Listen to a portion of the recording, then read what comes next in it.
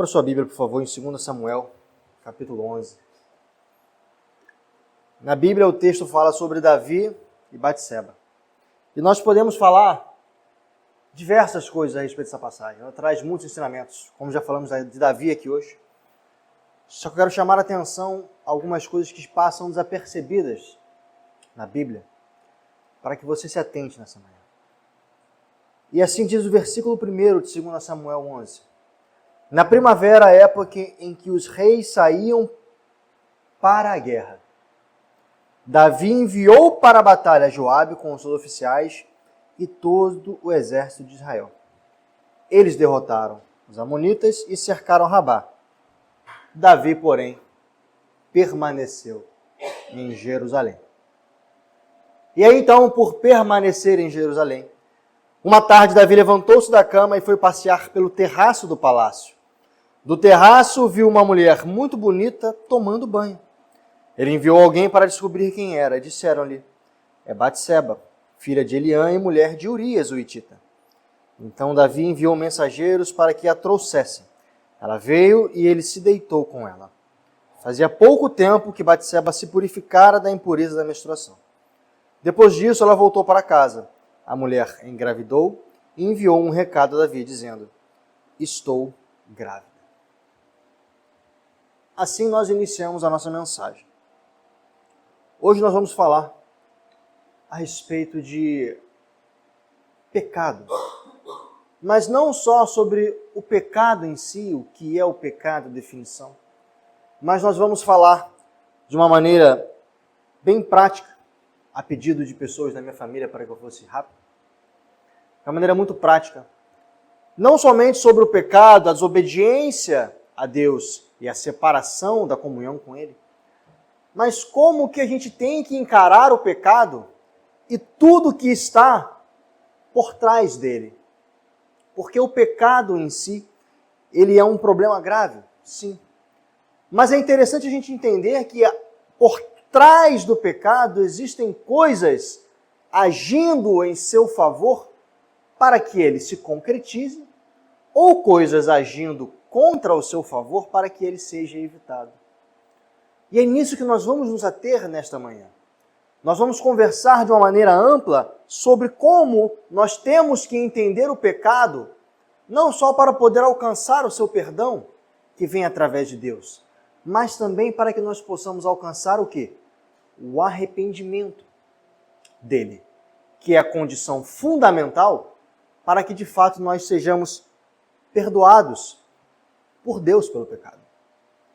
Então veja, nós conhecemos muito bem a história de Davi e Batseba, onde ele desejou a mulher era casada, ele se deitou com ela, engravidou a mulher, e depois disso ele, além de cometer o adultério, que era um pecado por si só, que já levava à morte naquela época, ele vai ainda coloca Urias numa posição no campo de batalha para que ele pudesse ser morto, e então Davi tomasse ela como sua esposa. Ele vai e comete um assassinato, um homicídio, certo? Mas muita coisa passa desapercebida nessa história.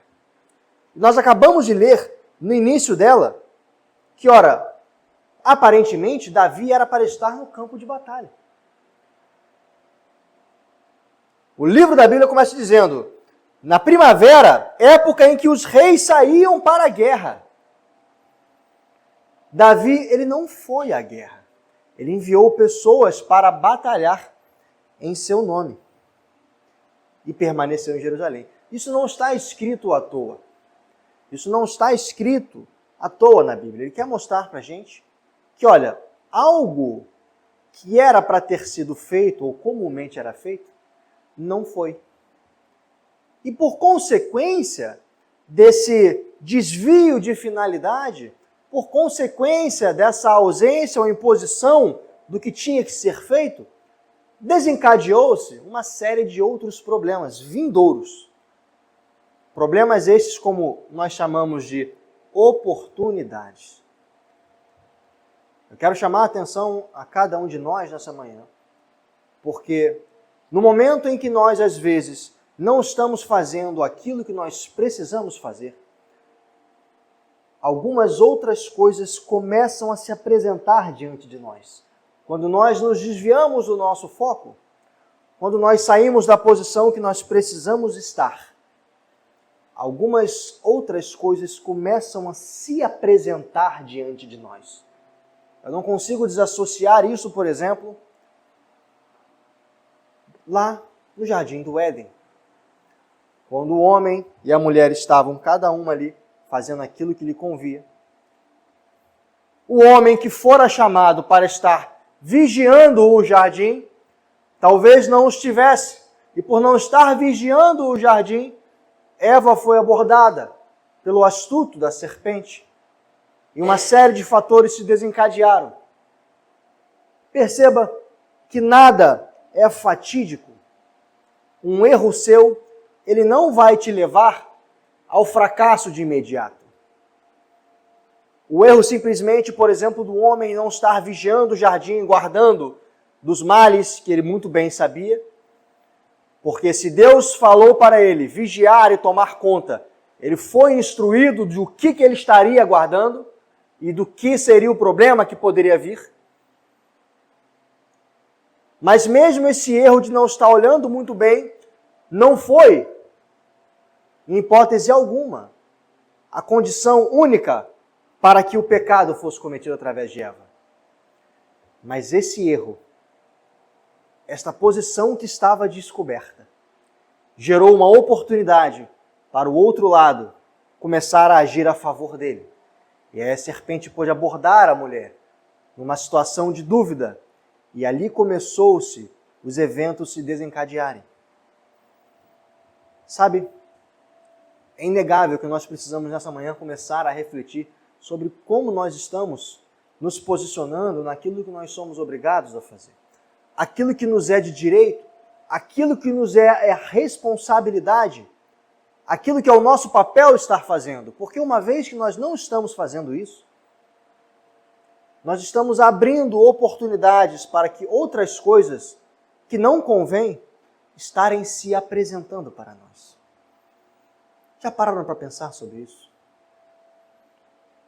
Pare e pense hoje, nesta manhã, o que eu fui chamado a fazer? Qual é a minha responsabilidade como filho? Qual é a minha responsabilidade como pai, como mãe? Qual é a minha responsabilidade como servo de Deus?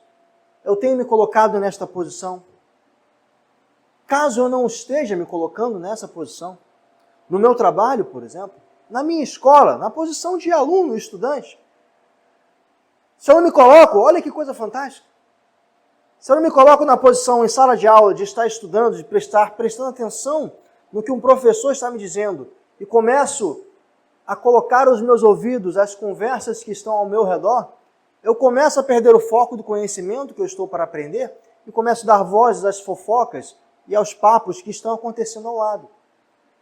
E uma vez que você foi ali para estar estudando, e você não está fazendo isso, você começa a dar atenção às brincadeiras de que os seus amigos estão falando, você deixa de prestar atenção na aula, começa a prestar atenção no que eles estão desejando fazer ou pensando em fazer. Qual o próximo passo? Se aquilo começa a te interessar, você começa a pensar em sair daquela aula e matar a aula. Talvez agora a matemática não mais é tão atrativa. O triângulo, pitagórico não seja mais tão atrativo. Agora a atração é você matar a aula no Madureira Shopping. Porque o pessoal vai se reunir para comer um Big Mac. Um exemplo. Olha que interessante. Então é impossível nós não associarmos o cumprimento dos nossos deveres com as oportunidades e problemas que podem se apresentar. Mas eu vou olhar em Paulino, então, o que isso tem a ver com o pecado? O que isso tem a ver com o perdão? É muito simples. Coloque-se numa posição de Davi. Davi no auge da sua glória. O início da sua história foi fantástico. Ele derrotou um gigante. Ele foi ungido rei de Israel. Ele começou a conquistar e prosperar no reino. Mas tudo o que ele foi fazendo era porque ele estava obedecendo o seu chamado. E Deus o fazia prosperar. Uma vez que ele começou a sair da linha, a literalmente sair dos trilhos, a coisa ela foi desandando. Em uma oportunidade, meus irmãos. É assim que pode acontecer na minha e na sua vida. Numa caminhada com Cristo. Uma vez que você assume a bandeira do reino e você se posiciona contrário aos males que estão ao nosso redor e os que estão nascendo neste mundo. Uma vez que você levanta essa bandeira, você é um inimigo declarado. Você possui do outro lado forças declaradas contra você. E basta uma oportunidade que você dê, que você saia do campo de batalha, que você baixe o seu escudo, que você guarde a sua espada e decida descansar, que tudo pode ir por água abaixo. O rei, longe da sua posição, foi tentado em seu próprio coração ao ver uma mulher. Aí você se pergunta, mas o rei já não tinha mulher? Sim. E aí? Por que então ele desejou outra? E além, sabendo ainda que era uma outra mulher, que era casada, por que ainda isso lhe insistiu? Pode parecer insano o que eu estou falando para você. Mas às vezes eu e vocês pensamos em fazer exatamente isso. Nós olhamos para algo que não é nosso, que não nos convém, mas que por algum desejo do seu coração, por mais tolo que seja, você fala, e por que não? E você sai da sua posição de questionar aos princípios do reino, o porquê daquilo, e você passa a usar do seu julgamento e do seu coração. Para começar, tentar justificar aquilo que você quer. Infelizmente, uma vez que você tira o foco dos céus e bota o foco em você, pasmem, nós já temos um problema muito grande. E Jesus nos alerta sobre isso. Não só ele, mas você fala, não, mas Jesus é perfeito, tudo bem. Vamos no livro de Tiago, então. Em Tiago 1, 14 e 15, nós lemos, cada um, porém, é tentado pela própria cobiça, sendo por esta arrastado e seduzido. E então a cobiça, tendo concebido, ela dá a luz ao pecado. E o pecado, sendo consumado, gera a morte. Perceba que há uma mudança de visão, há uma mudança de foco. A partir do momento em que você sai da sua posição, que é estar com os olhos em Cristo Jesus. Quando somos chamados a ser cristãos, o nosso foco para de ser aquilo que nós enxergamos e buscamos o que vem do alto. Quando você tira o foco de Deus e começa a dar liberação, você começa a dar voz àquilo que está dentro do seu coração, aos seus desejos, aí vem um problema. Porque nós somos tentados pela nossa própria cobiça e os nossos desejos, sendo arrastados e seduzidos. Lá em Provérbios 4, 23 diz assim, sobre tudo o que se deve guardar, guarda o teu coração, porque dele procedem as fontes da vida.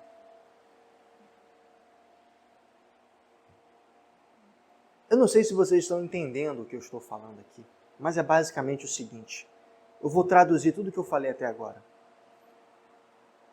Se a minha vida, eu estou dando mais visibilidade àquilo que eu desejo, àquilo que eu espero, àquilo que eu tenho vontade, em detrimento, ou seja, abandonando aquilo que eu tenho que ver, aprender, ouvir, enxergar de Deus e do reino dos céus, eu estou me deixando ser seduzido pelos meus desejos, que me levarão a cobiçar algo e fatalmente me levarão ao pecado. Porque eu estou saindo da minha posição que eu deveria estar no reino de Deus e me colocando no muro para fora, onde eu estou sujeito a oportunidades desse mundo virem se apresentar a mim. E uma vez que elas se apresentam, eu posso facilmente desejá-las ou ser conduzidos até elas. E quando eu sou levado até elas, eu estou me distanciando de Deus. Este é o caminho de consumação do pecado. Este é o caminho de consumação do pecado. Não é uma estrada reta. Ele não é uma estrada em que você vê o fogo no fim dela, senão você não entraria. Mas uma estrada sinuosa, onde cada curva te leva a um visual diferente, que pode te atrair, que pode te fazer vislumbrar, se espantar com a beleza das falsas curvas que te levarão ao abismo. E aí eu entro na parte principal desta mensagem. Porque eu quero falar algo para vocês nessa manhã, e ele pode não fazer sentido para muita gente. Eu tive essa conversa com mais 2 homens de Deus no meu ambiente de trabalho, e nós estávamos falando exatamente sobre o pecado, sobre o perdão, sobre o arrependimento, e como lidar com as dificuldades e ensinar isso para as pessoas. E eu viro para cada um daqueles homens e falo, mais importante do que você alcançar o perdão do pecado que você cometeu junto a Deus, presta bem atenção, mais importante do que você alcançar o perdão do pecado que você cometeu com Deus, é você identificar os motivos que te levaram a cometer aquele pecado. Você sabe por quê?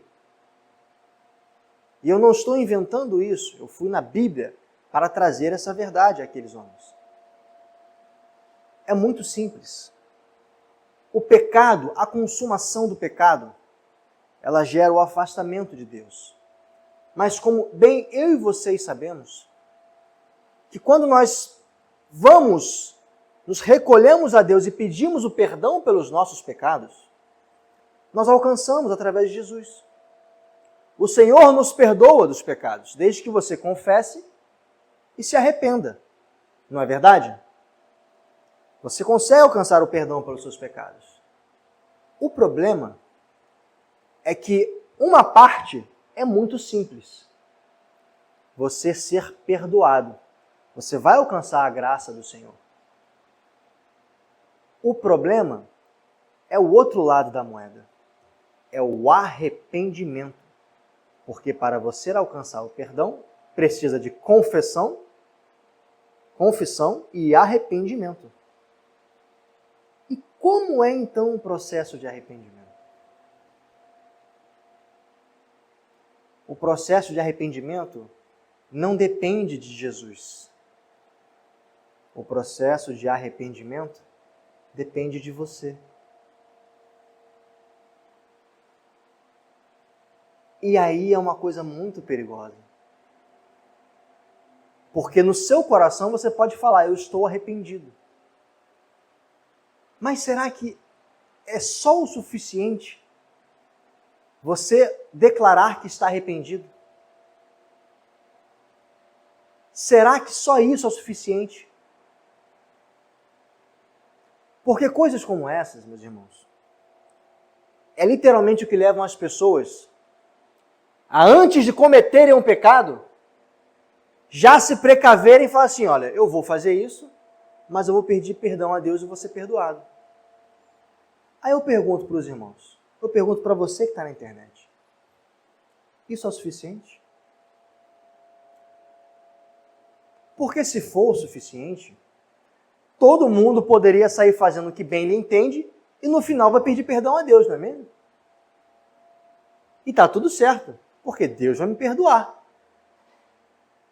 Será que é assim que funciona?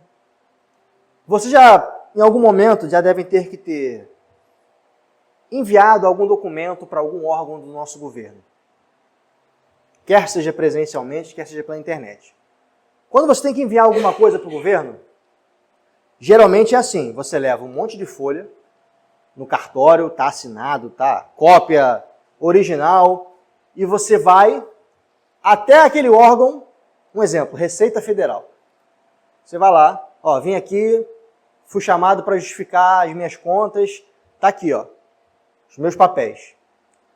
A entrega desses papéis é a certeza de que você vai ser aceito na sua justificativa? Não, né? Porque não se resume a entregar um papel. Se resume ao que está escrito naquele papel. Naqueles papéis que você está entregando, o que está escrito ali? É o que você fez. É a tua justificativa diante de um possível crime fiscal que você está cometendo, a sonegação, seja lá qual for. O que você está escrevendo ali vai ser analisado. A mesma coisa acontece quando nós nos apresentamos a Deus. O Senhor, comparando com a Receita Federal, o Senhor me perdoe, é só uma comparação. Você se apresenta a Ele da mesma forma.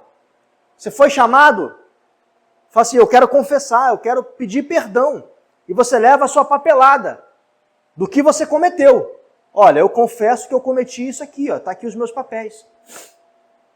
E eu entrego ao Senhor. Tudo bem, obrigado. Nós vamos analisar o que está nesse papel e o Senhor receberá o seu perdão. Não, mas como assim? Não era só trazer o papel?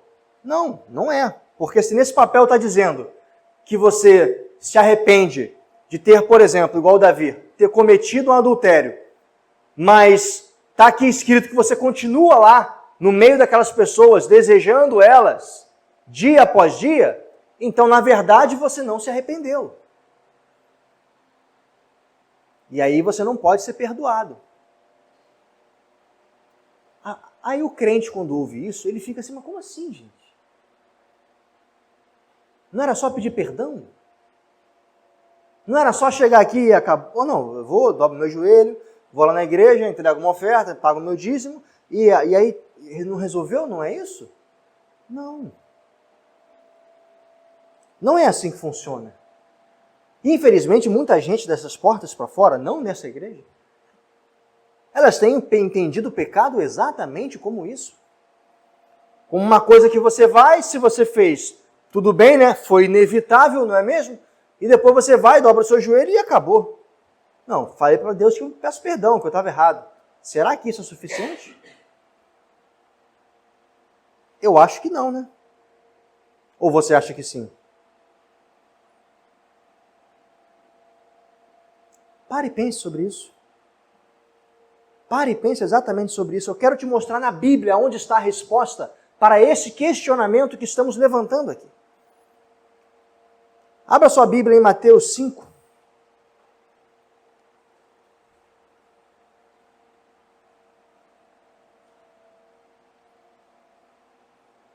Mateus 5.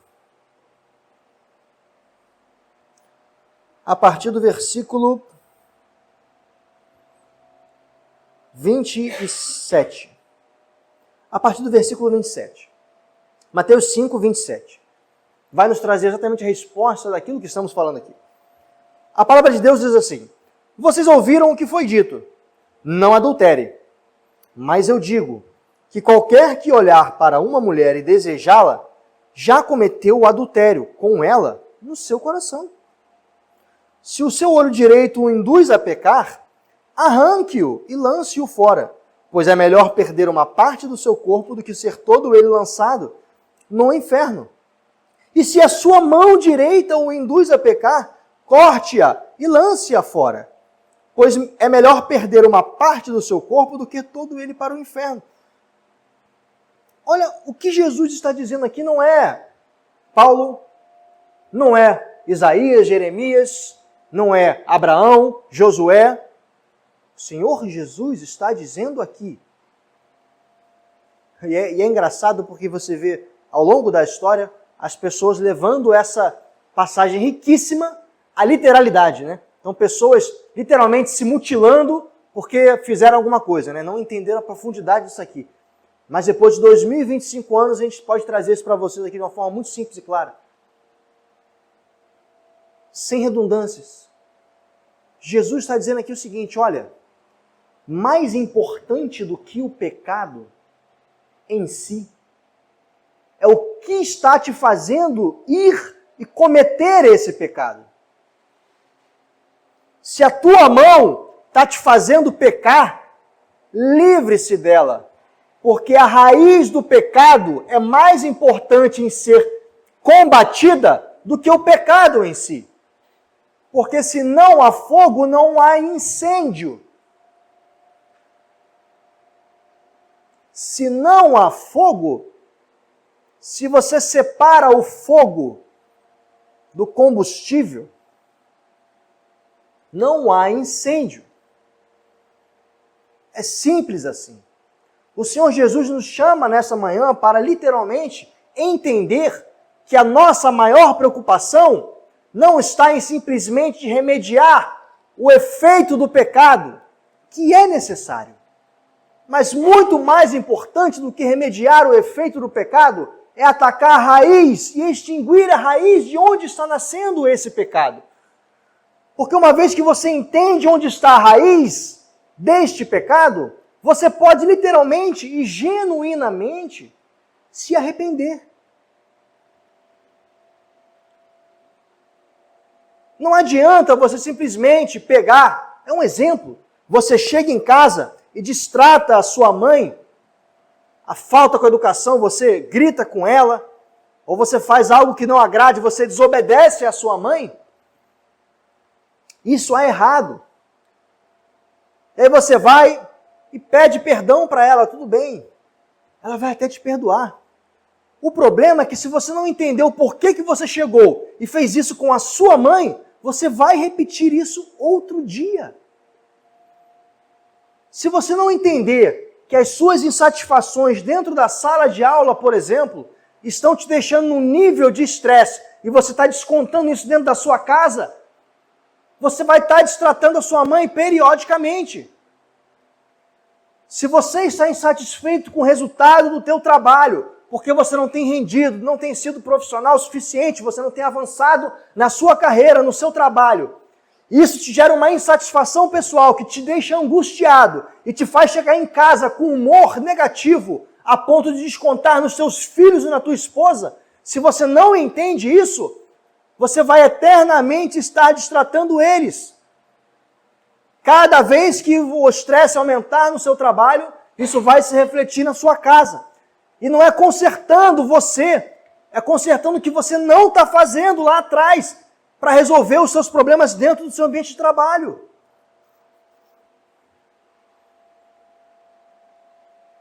Se você não está conseguindo ajustar a sua vida, consertar o que tem que ser ajustado dentro da tua vida pessoal, do teu relacionamento com Deus, você vai acabar de alguma forma passando isso para outras esferas da tua vida.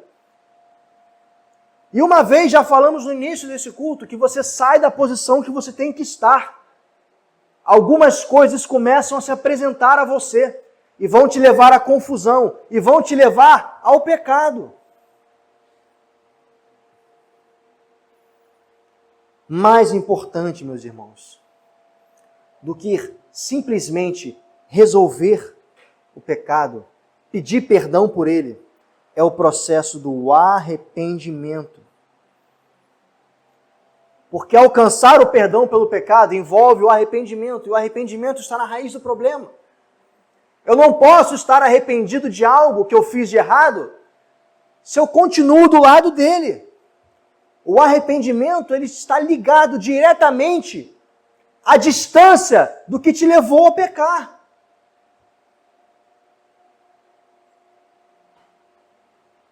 É simples. Se você está pecando por estar fazendo maledicência, fofoca, difamação, a única forma de você alcançar o arrependimento aos olhos de Deus sobre isso que você está fazendo é se afastando do que está te fazendo levar a reclamar. É resolvendo o problema que está na sua frente que está te fazendo reclamar. É deixando de estar no meio das pessoas que estão reclamando junto com você e andando com outras pessoas, ou até mesmo, se necessário for, ficar sozinho.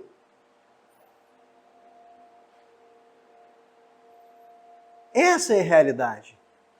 As pessoas hoje no mundo, elas têm o desejo, o prazer de julgar. Não, porque você está pecando, porque você faz isso de errado, porque isso, porque aquilo, tudo bem.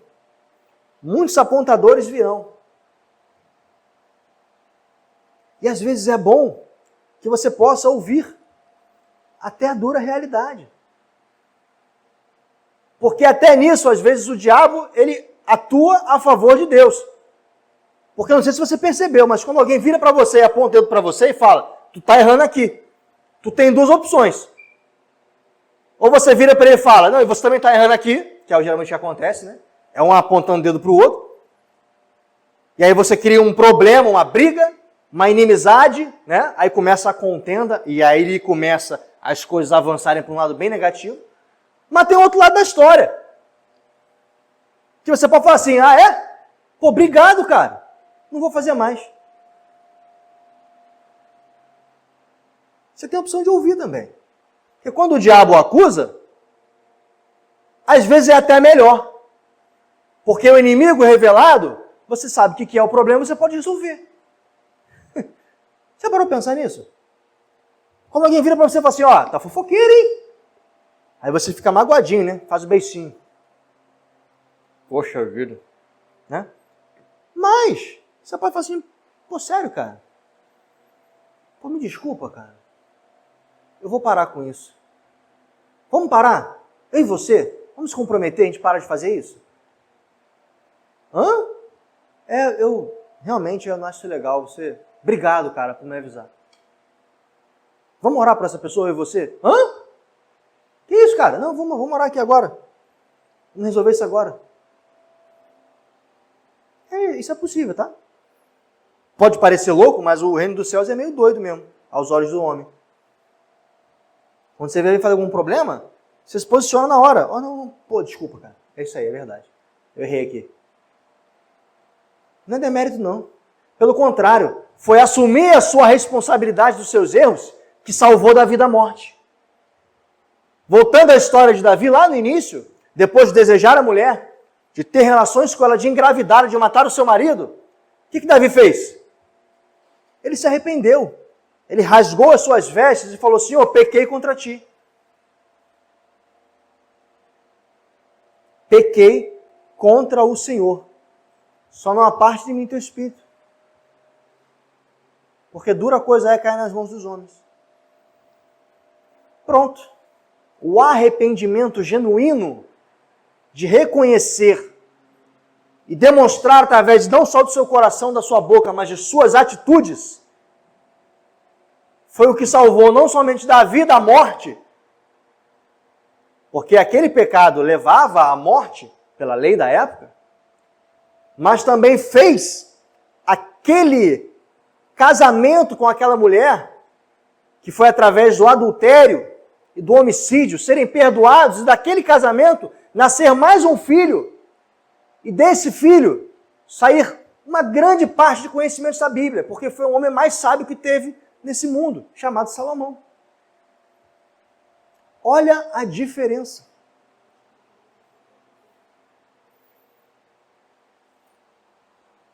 Sabe, estar atento a tudo que nós precisamos. Estar atento é tudo o que nós precisamos, porque nós vimos que uma vez que a gente sai da nossa posição, coisas que não deviam estar chegando até nós, elas começam a aparecer. E sabe qual foi um exemplo fantástico? Eu quero falar ele por último para nós encerrarmos essa mensagem. Um exemplo que vai tratar de maneira assim fantástica. José. José, lá no Egito, ele passou por muitas coisas. Por diversas, não só tentações, provações, problemas, humilhações. Mas eu quero que vocês guardem algo fantástico a respeito de José. Meus irmãos, o pecado, ele é algo, às vezes, que é inevitável se apresentar diante de nós.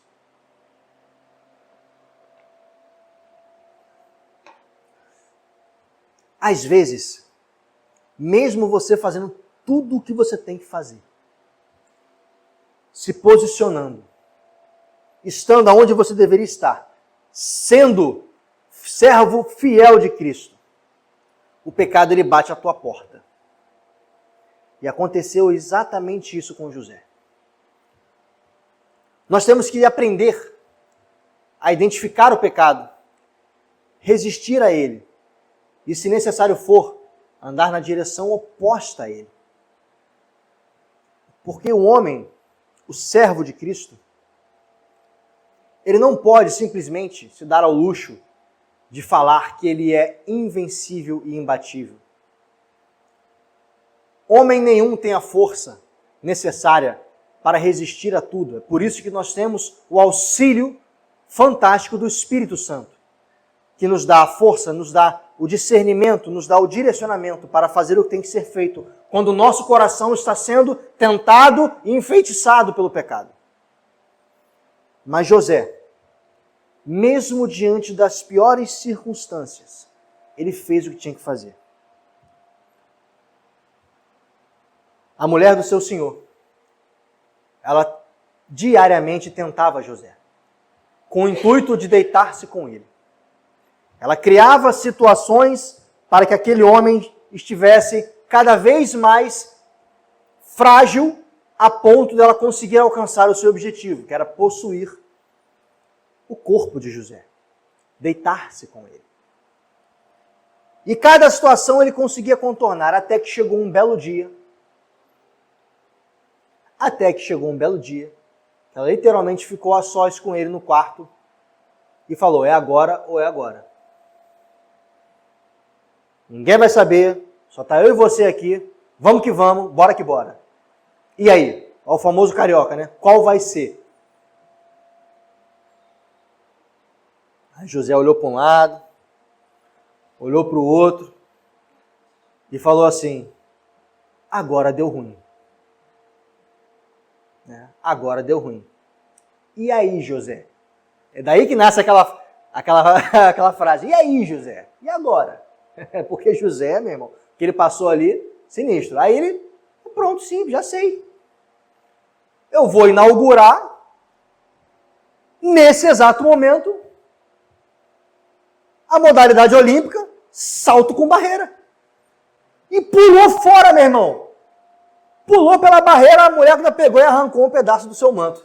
Ah, miserável, tu não vai fugir assim não. Ou seja, José fugiu. Ele foi fraco porque fugiu? Não. Nem sempre a fuga ela é um sinal de fraqueza. Na verdade, existem situações em que a sua única escapatória é fugir dela. A Bíblia não nos aconselha, em quase momento nenhum, fugir dos nossos problemas. Pelo contrário, ela nos ensina a lidar com eles de frente, a batalhar, a encará-los. Mas uma vez que José identificou o desejo por trás daquela situação que aquela mulher criou, ele falou, não tem como. Eu preciso me afastar, porque senão eu não vou conseguir resistir a isso aqui. A situação vai ser tal, insuportável, que eu preciso me afastar. Ele entendeu tudo que estava por trás daquele ato que ia se consumar, que era o adultério. Tudo que estava por trás de posicionamento do que aquilo representaria. A destruição de uma geração inteira pela frente. O sacrifício de um propósito gigante de Deus para o povo de Israel que ainda estava por surgir. E estaria sendo morto naquele momento. Depois de tudo que ele passou, deixar ir embora por um desejo da carne. Ele entendeu tudo isso. E dali ele fugiu. Ele arcou com as consequências do que a mulher tentou criar de narrativa por cima dele.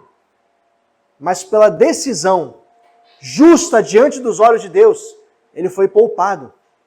E por mais que ele tenha sofrido retaliações entre os homens por se posicionar como servo do Altíssimo, a sua história não teve um final triste. Foi um final adequado a quem era José e a honra louvável da sua atitude em resistir ao pecado, de entender o que estava por trás daquele pecado. Às vezes eu e vocês, tudo que precisamos é literalmente, diante daquelas coisas que têm se apresentado diante de nós, é literalmente virar as costas e andar na direção contrária, porque é a única solução. Ele veio lutando e remediando durante dias as tentativas daquela mulher, até que chegou a hora que não tinha mais o que fazer, senão fugir. Que em nome de Jesus vocês possam entender que o pecado ele vai se apresentar de várias e várias formas. Mas à medida que ele se apresente, que você possa, antes de tudo, guardar o teu coração, olhar para Cristo e entender que com os olhos em Cristo, nós já somos mais que vencedores. Entendendo que com os olhos em Cristo, qualquer oportunidade de tentação, o seu coração estará blindado pelo Espírito Santo e terá o discernimento do que fazer, de como fazer, para que você não venha não somente pecar, mas que você venha extinguir as raízes que tentam te lançar no inferno. É o que eu peço e já agradeço em nome de Jesus. Amém.